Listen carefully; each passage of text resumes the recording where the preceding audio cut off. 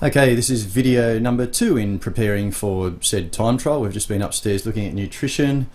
Now we're going to look at the bike. So this is going to be mainly aerodynamics, body position, that sort of thing.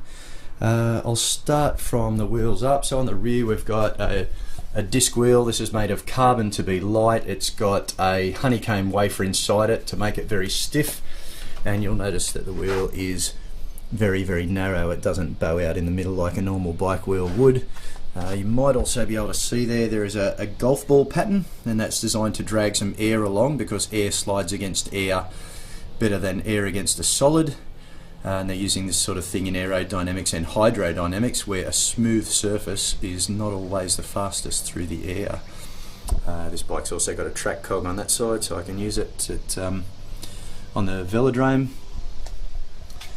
We've got a 10-speed gearing on the back. The chain has been lubricated to make it run more smoothly. All of the panels you can see on this bike, the seat post is aerodynamic. The down tube is aerodynamic in shape.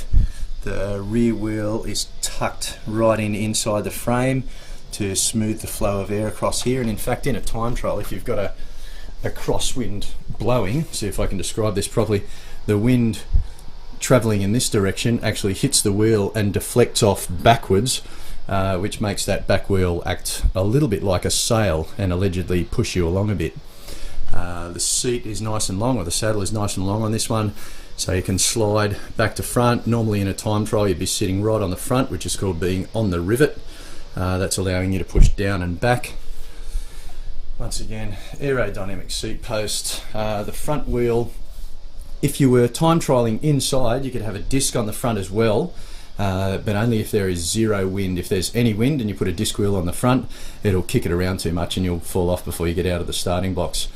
Both of the tyres on this bike are 22mm. Sometimes that's in width of tyre, so they're a very narrow tyre, and they can pump up to 170 pounds per square inch, which is very hard. The front one's not pumped up so hard, but I think the back's at about 140 at the moment, and you can hear that sort of sounds more like a solid than a tube. I'll pump those up nice and hard just before the race, but I don't want to blow them up when they get hot.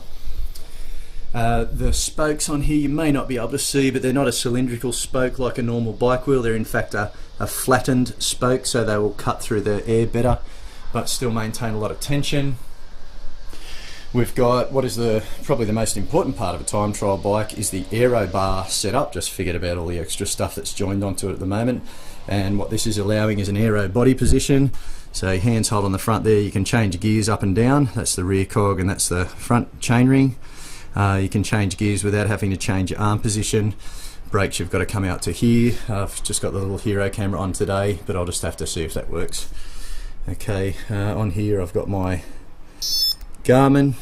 Garmin's a brand name, basically a fancy heart rate monitor slash GPS slash a few other things, and that's going to tell me heart rate and speed and cadence and gradient and heart rate percentage and all that sort of fun stuff. You can even get them to show power output to assist you with where you're up to, so work out what you can do during training, and then you'll be able to duplicate that in a race.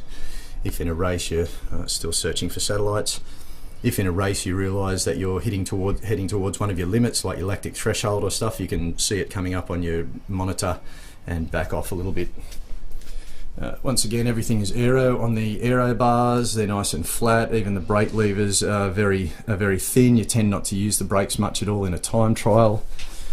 And the whole bike, if I can get a good shot of it there, the whole bike is just designed to be very narrow and to not push much air at all